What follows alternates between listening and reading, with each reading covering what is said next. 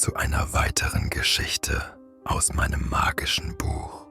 In den tiefsten Wäldern, verborgen vor den Augen der Menschen, existiert ein Raubtier, das selbst die furchtlosesten Jäger erzittern lässt.